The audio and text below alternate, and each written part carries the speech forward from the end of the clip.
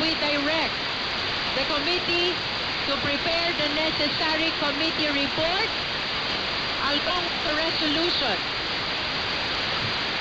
Madam Chair. The Honorable De Lima. Yes, Madam Chair. There's another matter.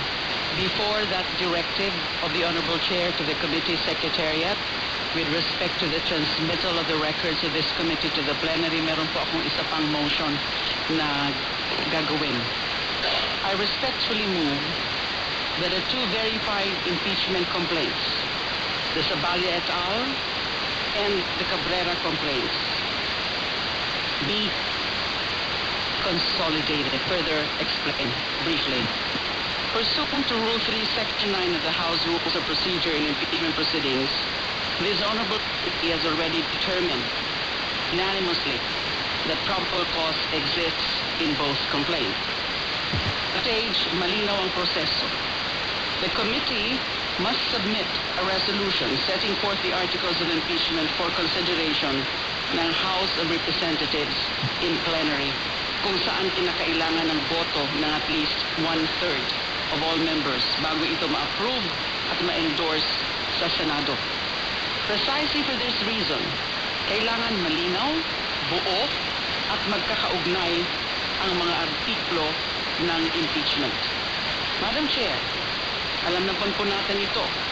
Both complaints are anchored in the same constitutional grounds under Article 11, Section 2 of the 1987 Philippine Constitution and arise from the same sets or series of acts katulad ng maling paggamit ng confidential funds na nagbubunga ng graft and corruption, panunuhol, posibleng malversation, pagkakaroon ng hindi maipaliwanag at tagong yaman na may kaugnay sa paglabag sa mga obligasyong konstitusyonal at iba pang mga gawain, pananalita at asal na maaring ituring na high crimes at malinaw na paglabag sa tiwala ng publiko o betrayal of public trust. Both impeachment complaints rely on substantially the same evidence and witnesses and taken together establish the same impeachable offenses allegedly committed by the respondent. Pinapayagan po ng ating mga korte ang consolidation ng mga kaso sa ilalim ng same evidence rule doctrine.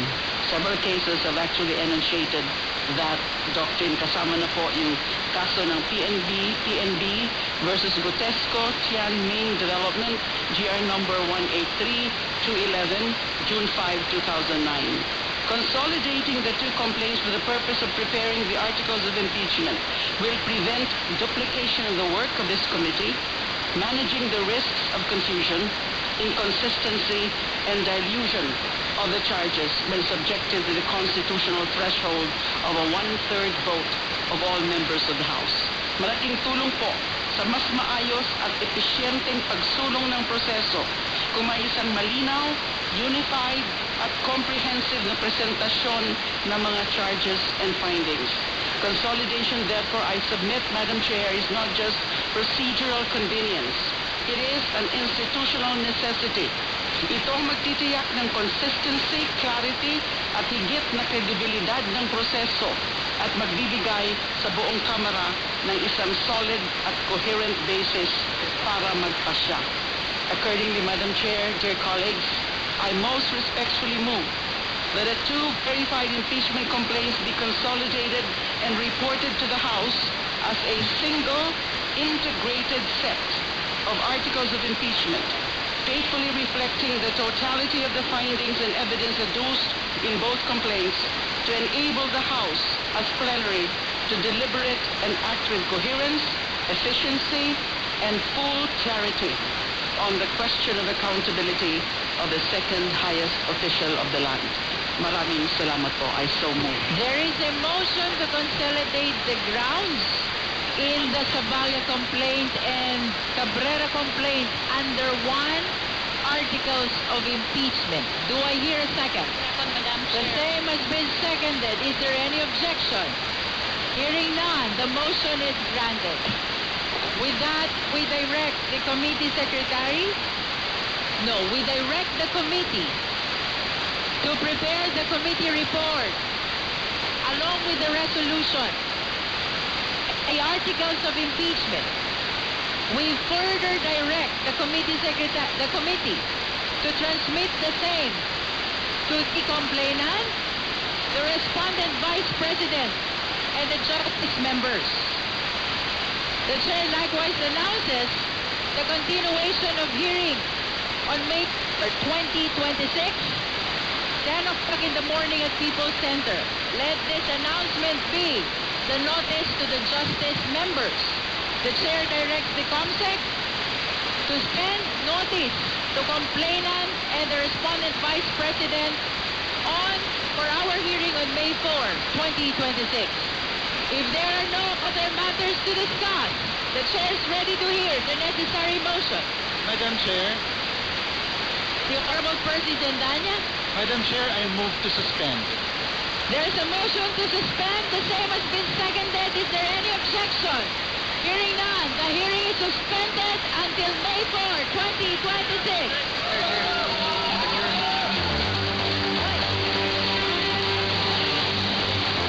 Mga kapamilya, inyo pong natunghayan ang pagtatapos po ng pagdinig ngayong araw ng House Justice Committee kung saan nga po tinalakay sa hearing na ito yung umano'y mga banta na ginawa ni Vice Presidente Sara Duterte sa buhay umano ni Pangulo Marcos Jr., kay First Lady Liza Araneta Marcos at kay dating House Speaker Martin Romualdez. Kunin natin ang kabuang pangyayaring ito sa ulat ng ating Radyo Patrol, si Pamela Vasquez. Pam. Yes, Tony, nakitaan ng House Justice Panel ng probable cause sa dalawang impeachment complaints laban kay Vice President Sara Duterte. Ito'y matapos nga na nakakuha ng tinatawag na unanimous vote. Yung dalawang impeachment complaints kung saan for the record ay nasa 53 na justice members yung bumoto na pabor doon sa probable cause kasama dito yung option members.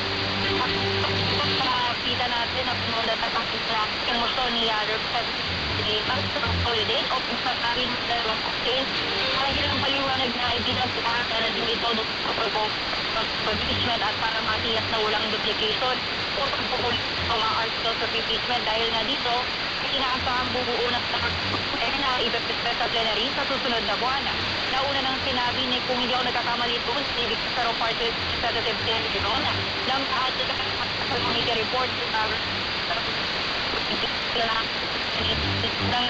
woman si Jervil Luistro at Secretary ay pagbobotohan ito at ang impeach ang pangalawang Pangulo at articles of impeachment sa Senate at Senata.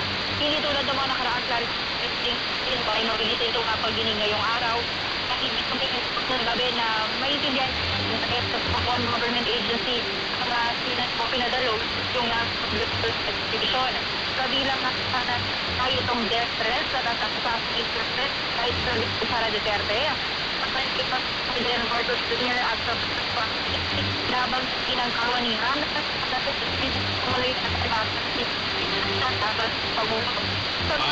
at puputulin lang natin sandali si Pamela Vasquez. Pasensya na po mga kapamilya at mahina po ata ang signal natin sa Kamara de Representante. Pero sa nakikita nyo nga po ngayon ay tila galak na rin yung pong ilang mga naghaing nga po nitong mga impeachment complaint laban kay Vice President Duterte at mismo mga mambabatas na nag-endorso doon nga po sa third and fourth impeachment complaint laban sa vice. So ito nga po nakikita natin ngayon ay si mamamayang Liberal Party List Representative Laila de Lima na siya po ang isa sa mga endorser o siya po yung endorser nung tinatawag na Zabalia complaint o yung impeachment complaint na inihain ng mga religious leaders sa pangunguna ni Reverend Father Joel Zabalia. At si Congresswoman Laila de Lima na rin ang kani-kanina lamang ang nagmosyon para pagsamahin o ma-consolidate yung pong third and fourth impeachment complaint laban kay Vice Presidente Sara Duterte.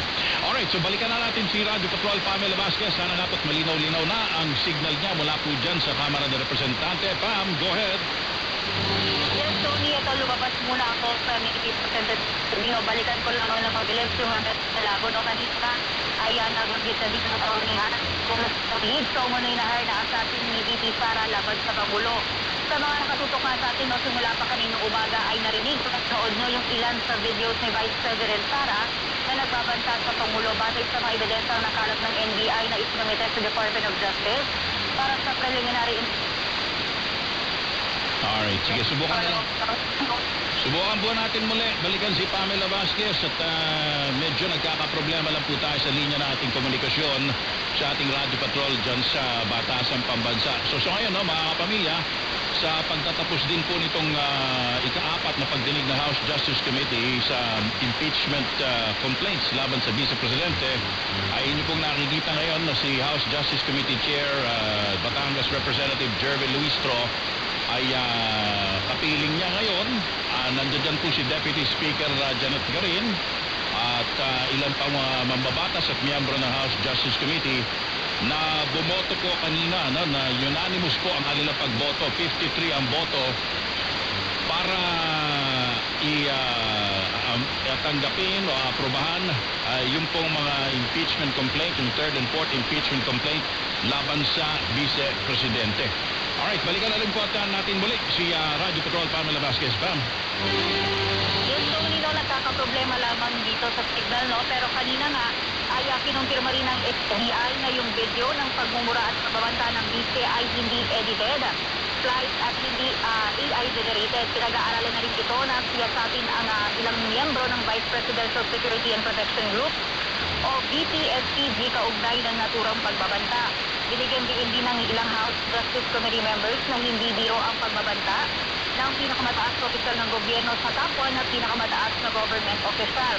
Sa rin ang tanghali rin, Tony, ay napagpasahan ng komite na huwag buksan ng selyadong kahon na isinumite ng Bureau of Internal Revenue kung saan naman ito ang tax document na VP Sara at Tony Mansarcio. Ito'y matapos na makakuha ng botong 38 na hindi pabor, 6 na pabor at 0 abstention. Nanatili naman sa posibilya o pangangalaga ng komite ng Kamara ang selyadong kahon at mukhang si Senate na ito sunod na malatalakay kung bubuksan o hindi. Tony? So sa ngayon, Pam, itong House Justice Committee ay inatasan na nga ni Chairperson Jervin Luistro na ihanda na yung committee report, pero ito ay tatalakayin pa lang muli sa kanila pong susunod na sesyon ng May 4. Tama, no? Tama yan, Tony, no? Kasi naka-break lamang ngayon yung Kamara, pero kapag nag-resume kagaya ng sinabi ni Chairwoman Jervin Luistro, ay magkakaroon pa ng isang hearing kung saan nga tatalakayin na ito ng committee report.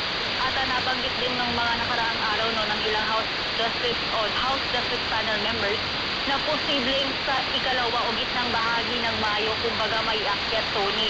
Ito nga committee report sa plenaryo para pagbotohan nga kung ito ay dapat pa i-transmit sa Senado para sa trial. Tony? Oo.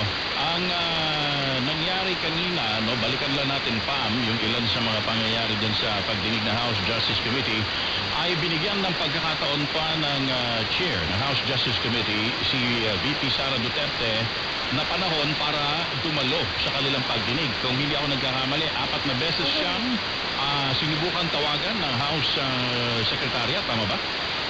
Actually, Tony, kanina din, no, may ilang congressmen, gaya nga ni Representative Lordan Suwan at Roch Gutierrez na nakiusap na kung sakali, hindi ngayon gawin yung botohan kung may probable cause para nga bigyan pa ng panahon na makapag-isip yung ilang miyembro ng komite at para mabigyan pa nga ng sansa ito si Vice President Sara Duterte na magpaliwanag doon sa mga paratang laban sa kanya, pero iginiit nga ng endorsers ng reklamo, maging si Chairwoman Jervin Luistro, na maraming beses na napagbigyan ng pagkakataon. Ito nga si Vice President Sara Duterte na dumalo sa pagdinig at ipaliwanag na yung mga paratang na ipinupukol sa kanya. Tony? Oo. Tama ba, Pam, ang pagkakaintindi ng House Justice Committee na sa halip na dumalo si VP Sara Duterte sa kanilang pagdinig, ay meron siyang pinuntahang okasyon sa San Pedro, Laguna? Pam? Nawala ba si Pam? Pam? Nawala po si Radio Patrol Pamela Vasquez. So, ito nga po, no, mga kapamilya, winakasan na ng House Justice Committee yung kanilang ika-4 na pagdinig sa impeachment hearings laban kay Vice Presidente Sara Duterte, at sa pamamagitan ng unanimous vote ng kanila pong mga miyembro ay inaprubahan na nila, no, yung third and fourth impeachment complaints laban kay Vice Presidente Duterte na nag-aakusa sa kanya ng umunoy maling paggamit ng kanyang confidential funds, ang kanyang umunoy hindi maipaliwanag na yaman, at ang umunoy kanyang pagbabanta sa buhay ng Pangulo ng kanyang misis na si First Lady Liza Araneta Marcos at na dating House Speaker Martin Romualdez. At pinagbotohan din ng House Justice Committee na pag-isahin na lamang itong third and fourth impeachment complaint or makonsolidate para ito ay maisama sa